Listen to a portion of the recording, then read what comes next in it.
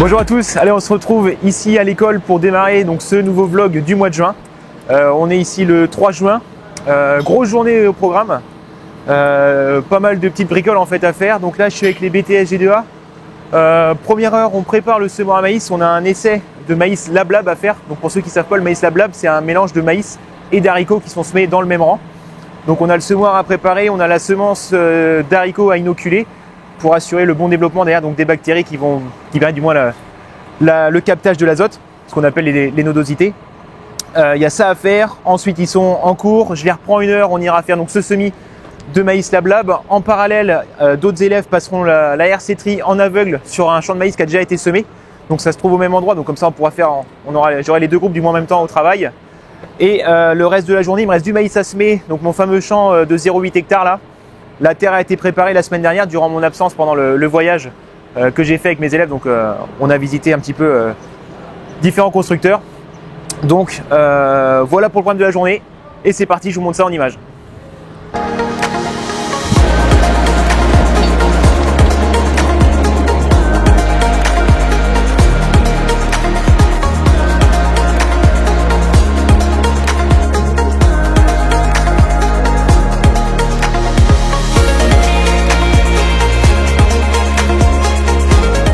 Donc voilà, là je vous retrouve dans la parcelle, donc je vais semer cet après-midi avec les élèves et donc le semoir Gaspardo.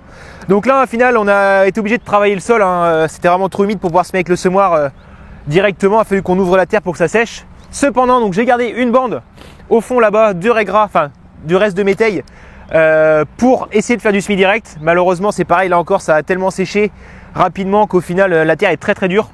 Donc dans l'idée là on broie pour mettre le raigra propre et je vais revenir avec un outil de type fissuration ou décompaction. On va essayer d'aérer le sol, un coup de air je pense pour affiner le dessus et ensuite on pourra semer avec le semoir Gaspardo.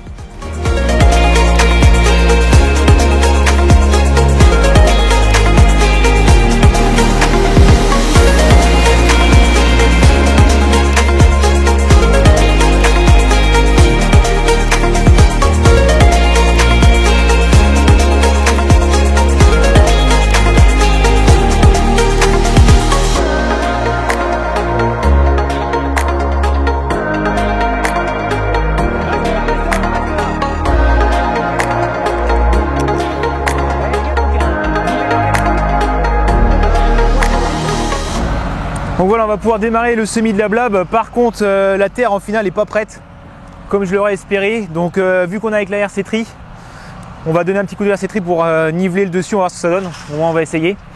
Ensuite on va pouvoir donc semer le maïs et en parallèle les gars avec le jeune d'air vont du coup passer la herse sur toute la parcelle à l'aveugle. Le maïs est tout juste pointant par endroit, donc c'est le bon moment, hein. Il est temps de le faire, de façon à faire un premier désherbage avant la vraie levée du maïs.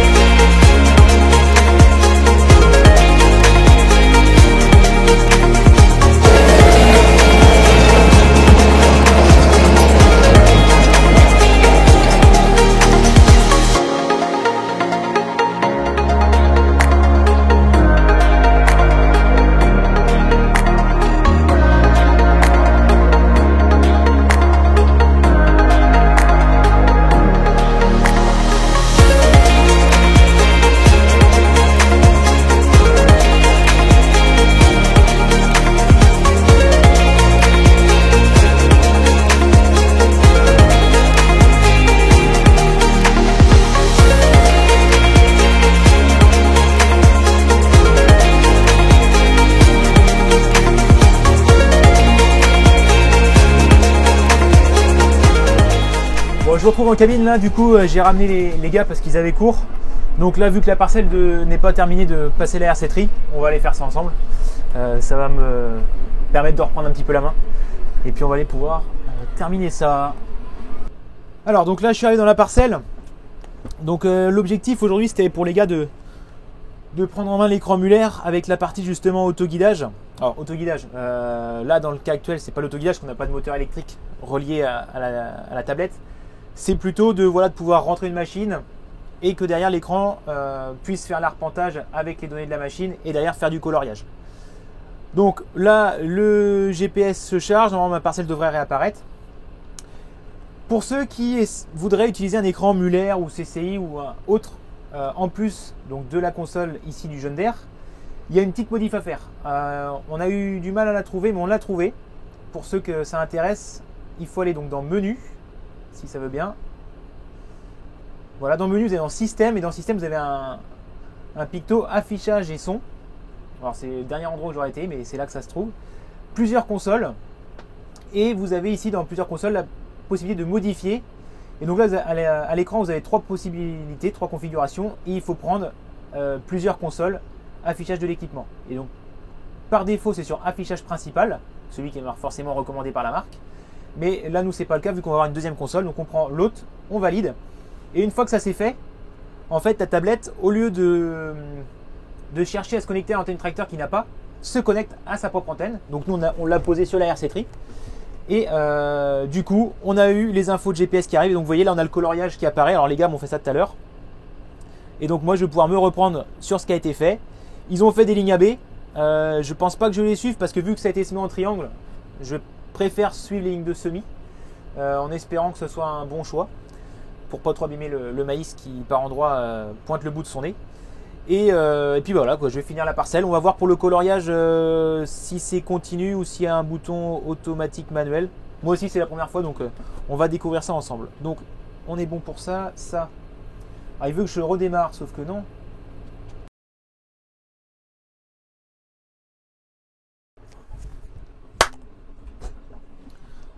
Donc c'est bon, je me suis remis en place, l'écran redémarre, on va attendre que le guidage arrive et on va pouvoir démarrer. Je pense que je vais refaire une autre ligne AB, vu que c'est un triangle, je vais faire en 3 fois, puis ça va le faire.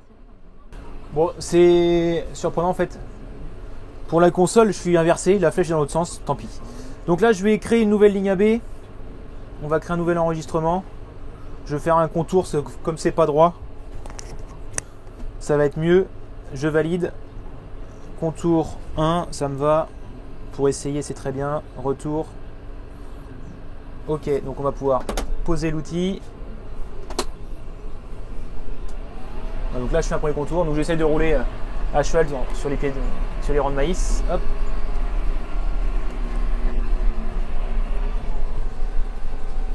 C'est dessus.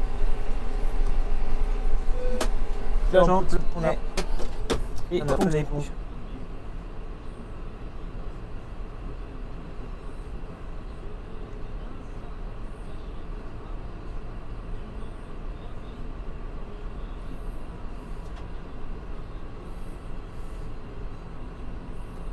et voilà, c'est bon. Je suis bien en contour 1. On va pouvoir continuer. Alors je vais faire un aller-retour et je vais quand même aller vérifier l'agressivité de ma herse pour être sûr de ne pas faire de bêtises. Donc là c'est une espèce de petite barre de guidage. Hop. Ah oui, alors par contre le coloriage.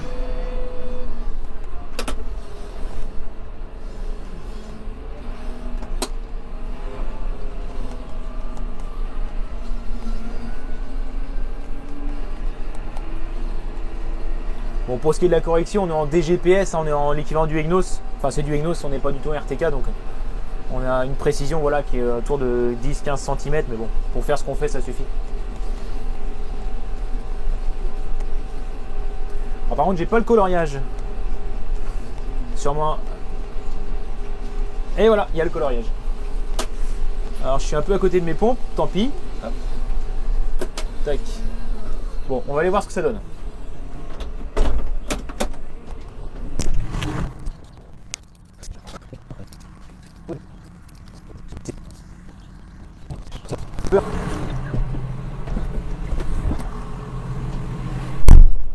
Bon, ça fait peur quand on voit le travail que ça fait, mais ça a l'air d'aller. Donc je vais pouvoir continuer. Je vais peut-être relever un petit peu ma profondeur de herse, histoire de pas trop écraser, de se rassurer, on va dire. Alors on arrête le coloriage, hop.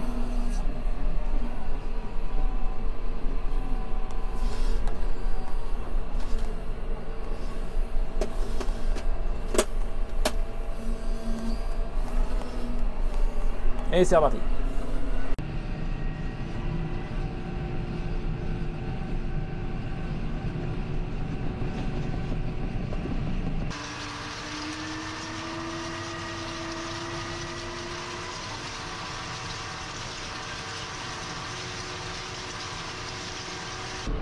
Donc voilà, fin de la parcelle, donc là on a le coloriage total. Alors il y a des manques, mais voilà, c'est parce qu'en fait il fallait appuyer ici pour avoir le coloriage, c'est pas automatique.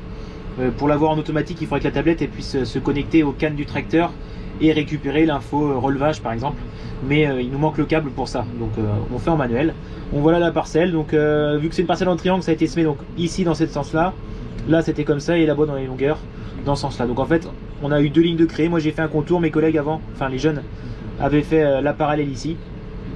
Et voilà, donc en fait on peut aller ici, on peut avoir plusieurs lignes de guidage, ce qui est plutôt pas mal. Alors je vais pas valider, tac, tout simplement, tac. Et ben non, ça veut pas. Contour 1, et voilà, on valide, tac, voilà. Donc voilà pour ça, maintenant que la parcelle est terminée, je replie ma herse, on rentre à l'école et on se retrouve cet après-midi pour le reste du chantier de semis de maïs.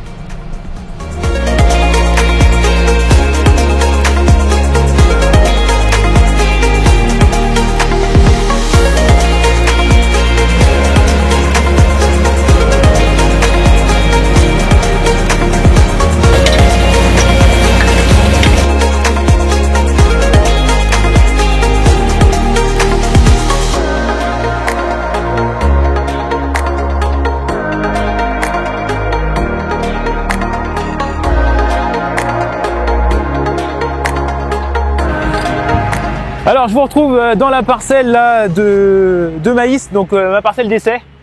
Alors on n'a pas pu semer mardi après-midi parce que il m'est arrivé un petit truc pas top, donc voilà, j'ai pas pu finir ça mardi. Là on est donc jeudi soir, je suis avec les BTS G2A. Gros chantier, hein, gros chantier. Donc là on a un tracteur qui passe le décompacteur dans la partie qu'on va faire donc en semi direct, voire très simplifié. On a là-bas le Gaspardo qui attend pour le semi et on a un autre binôme qui est là-bas avec la herse et le rouleau pour repréparer un petit coup là où je suis et également qui va permettre d'affiner, alors ça fait que tourner, désolé, affiner la terre après le décompacteur. On a quelques spectateurs, les BTS Axe de l'école là voulaient venir voir le travail, donc on fait partager un petit peu ce qu'on fait avec les machines. Voilà, allez je vous fais voir ça en images.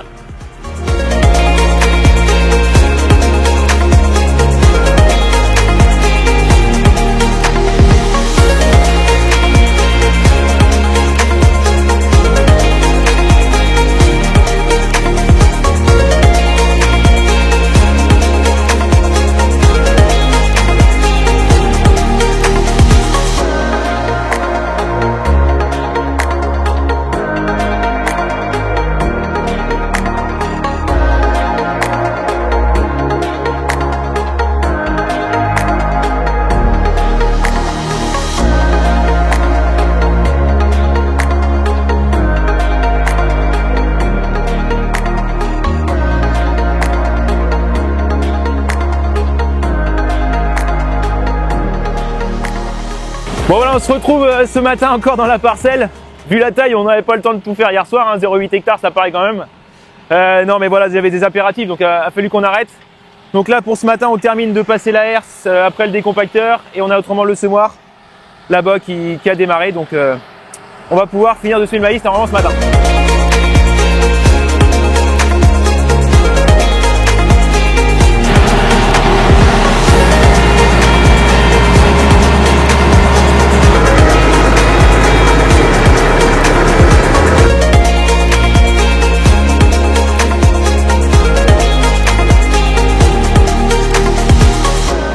Bon voilà, on a enfin réussi à mettre le semoir en route. On avait un problème tout bête. Nos doseurs à chaque fois s'arrêtaient dès qu'on partait. On a cru au départ qu'on avait un manque de débit, donc en fait voilà, le semoir se mettait en défaut. Et finalement ça venait pas de la semence mais ça venait de l'engrais. On a conçu un doseur, enfin du moins on a assemblé un doseur pour avoir le débit qu'on souhaitait. On l'a pas assez serré, du coup en tournant il s'est desserré, donc il est venu bloquer le doseur, donc ça tournait plus. Donc on a réussi à trouver ça. On a bien serré le doseur et depuis ça tourne, donc on va pouvoir enfin semer cette petite parcelle. On a également profité pour régler la profondeur de semis qui était un petit peu trop superficielle, il y avait pas mal de graines en surface. Donc là on a changé d'un trou de façon à bien enfoncer la graine de maïs un peu plus en profondeur dans le frais et pour éviter qu'elle se fasse bien sûr manger par les corbeaux, mais bon ça on verra à la levée.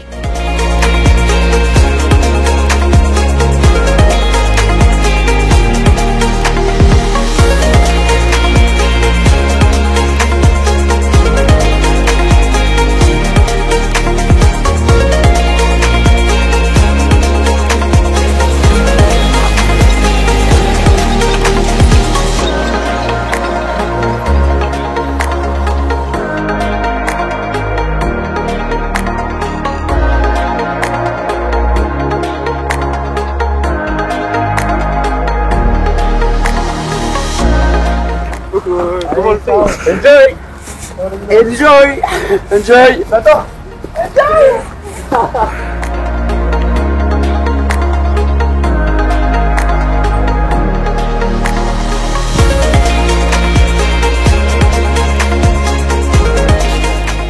Et je vous retrouve ce matin, je suis à la ferme expérimentale de Kerguenec, donc dans le Morbihan, on est en centre-Bretagne. Ce matin, c'est donc les matinales, on a 3 ateliers à thème, notamment celui-ci que je viens de terminer sur l'agriculture de précision. Donc là, je continue avec un atelier où on parle de la qualité de l'air, et notamment lié aux épandages d'engrais organiques avec la volatilisation de l'ammoniac et de l'ammonium, et c'est très intéressant. Fin de l'atelier sur la qualité de l'air, donc comme je disais, très intéressant, on a eu des chiffres, on va dire, pour avoir des données concrètes justement sur l'impact en fonction des outils d'épandage, donc la buse, les pendillards, les enfouisseurs. Voilà, ces outils, un petit peu l'impact qu'ils avaient derrière sur la qualité de l'air en fonction de leur utilisation. Et on a également aussi une présentation d'un essai qui est mené ici à la station de Kerguenec avec l'équipement styrène. Donc en fait, le principe, c'est d'ajouter de l'acide sorti de la tonne à lisier de façon à ce que l'ammoniac présent réagissent moins rapidement avec l'air et donc on limite la volatilisation de cet ammoniac. Donc c'est un essai qui est en cours pour la première année sur le site Kerguenec et après on ira voir justement les différentes modalités d'essai qui sont un peu plus haut derrière moi là et on essaiera de voir un petit peu si on voit justement des différences, mais globalement l'ajout d'acide dans le lisier permet une économie significative d'unités d'azote au final qui ne sont pas perdues dans l'air. Maintenant, le petit bémol, c'est en termes d'impact sur le sol. On acidifie un lisier, donc quel est l'impact sur le sol? Est-ce qu'on acidifie le sol? C'est des questions qui traitent et qu'ils essayent de répondre avec des mesures et des analyses précises. Pour terminer cette matinée, dernier atelier, là on va parler de protection des cultures, notamment avec les maladies. Donc là, en fait, cet essai permet de mettre en avant, vraiment d'insister sur la résistance aux maladies des variétés, notamment dans les choix qu'on fait. Prendre des variétés qui sont plus résistantes, bah, ça paye quand même.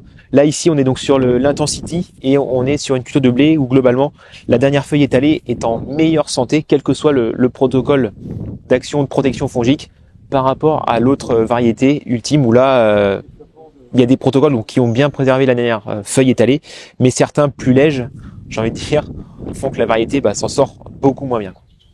Donc là on se retrouve, je suis dans les modalités d'essai pour la partie acidification du lisier. Alors le produit ici utilisé, ce n'est pas du lisier mais c'est bien du Digesta. Et donc là visuellement moi je vois pas de grosse différence entre les modalités avec le lisier Digesta du moins acidifié et les autres modalités sans acidification ou juste de l'azote minéral.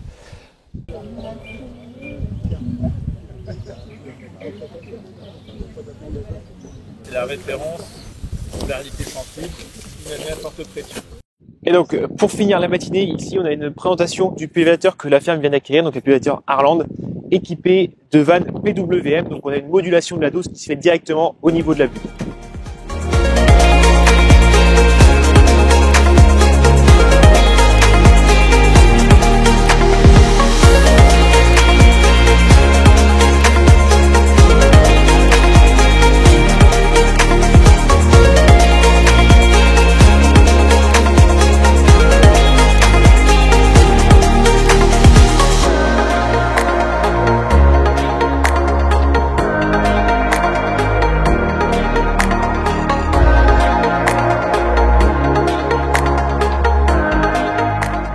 Donc voilà, cette vidéo touche bientôt à sa fin. Avant de vous quitter, petit point sur le développement du maïs dans la parcelle d'essai ici à l'école. Donc là, je viens de passer un coup de RC tri avec un agriculteur donc du coin. On a donc passé la RC tri sur tout l'ensemble de la parcelle. On a eu un orage le week-end dernier. On a eu la station météo me disait 100 mm au total. Donc en fait, on a une croûte de battance qui s'est formée principalement sur les zones où le sol était le plus travaillé. Donc la partie là-bas du bout, où en fait on avait essentiellement de la terre fine en surface. Donc on a un sol qui s'est énormément fermé. Et ici, sur la partie donc moins travaillée, on avait déjà un peu plus de motte. Et on a la houe rotative qui a quand même fait un meilleur travail avec un meilleur foisonnement en surface. Donc je vous fais voir ça en image. Donc voilà, ici on a passé la houe rotative et comme vous pouvez le voir, c'est encore une belle croûte. On a juste les picots de la houe qui sont rentrés en terre, c'est tout ce que ça a fait. Et donc là, nos mauvaises herbes sont pas du tout arrachées. Hein. Et comme vous pouvez le voir aussi, on n'a pas du tout de motte en fait. On a que des petites mottes en surface. Et donc ça, c'est vraiment le signe qu'on avait une terre qui était fine. Et c'est cette terre fine en fait qui s'est pris en masse et qui a fait cette croûte.